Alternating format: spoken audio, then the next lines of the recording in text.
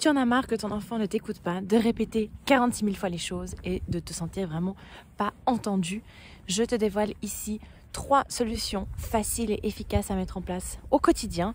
Et avant ça, j'aimerais parler avec toi des erreurs qu'on commet toutes, mais alors toutes, et qui sont vraiment inefficaces. Donc la première, c'est d'accumuler. On accumule et puis d'un coup on explose. Et là on part dans tous les sens, on est bien évidemment énervé, agacé. Et on va parler de choses qui sont passées une semaine en arrière. Donc ça, voilà, c'est une erreur qu'on fait très souvent. Et puis la deuxième erreur, je dirais, c'est vraiment de ne pas réussir à avoir une discussion calme. Personne n'a envie d'entendre quelqu'un qui crie, qui a vraiment une intonation, voilà, pas agréable à entendre.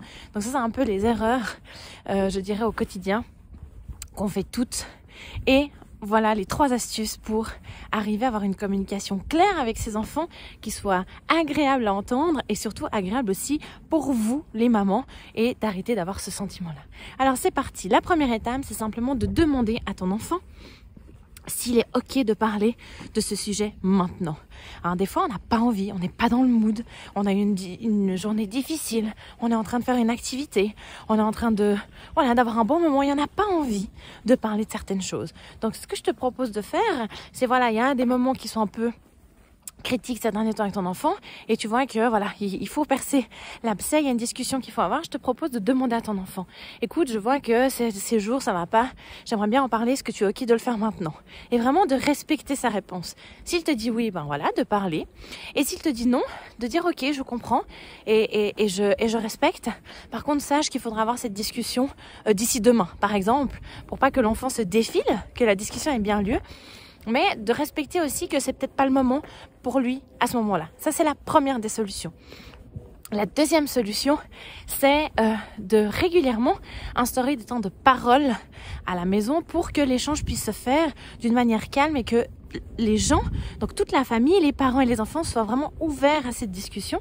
Ça peut être par exemple lors des repas, d'avoir un moment de partage où on peut se raconter la journée, où on peut aussi se raconter un petit peu nos frustrations du moment, ce qu'on aimerait bien voir d'améliorer dans la maison, peut-être plus de calme, plus de communication, des cris qui seraient un petit peu baissés, enfin voilà, de profiter de ces échanges où tout le monde est là et propice à entendre pour justement faire passer nos souhaits, nos désillusions, nos propositions d'amélioration et d'avoir vraiment des enfants et toute la famille qui soit là, donc on est tous sur la même longueur d'onde et tout le monde est prêt à entendre.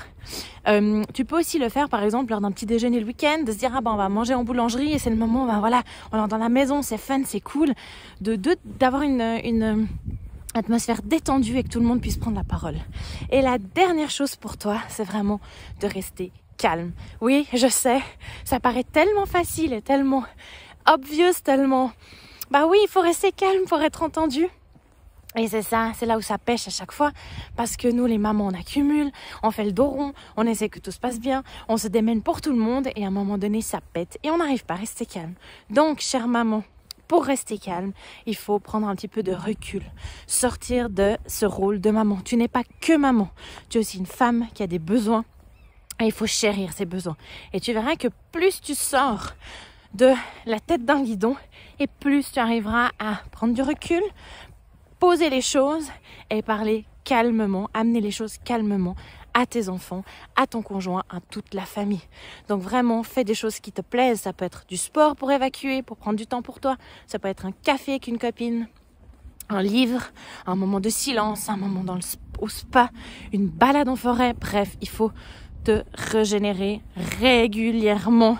Essaye de écouter de la musique peut-être qui t'enchante, qui te remplit, un podcast, bref, peu importe. Essaye de faire toujours 15-20 minutes, une demi-heure, 1 heure dans une journée, en allant au travail, en faisant à manger peut-être si c'est ton moment pour toi, avec de la bonne musique.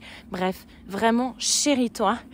On doit se chérir, toutes les femmes, mais encore plus quand on est maman. Et tu verras que l'accumulation de cette prise de recul, de ton bien-être, fera que tu arriveras beaucoup plus à rester calme plutôt que de réagir à des situations qui s'accumulent. Tu vas pouvoir peser le pour et le contre et d'aller vers des discussions beaucoup plus calme et régulièrement plutôt que d'attendre vraiment d'arriver à un moment où on n'en peut plus et on pète. Alors voilà, je te propose d'essayer ces astuces et tu trouveras en lien de cette description mon kit gratuit pour les super mamans pour encore plus de conseils. Bye!